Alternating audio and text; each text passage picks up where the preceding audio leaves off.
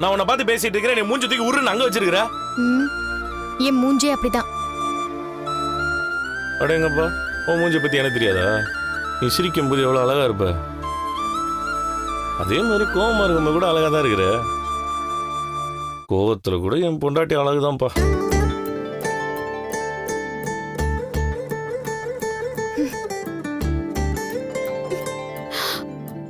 கோவத்துல உன் கண்ணு 2 தீப்பொறி, உன் முகம் அப்படியே செம்பருத்தி பூ மாதிரி செவந்து இருக்கு.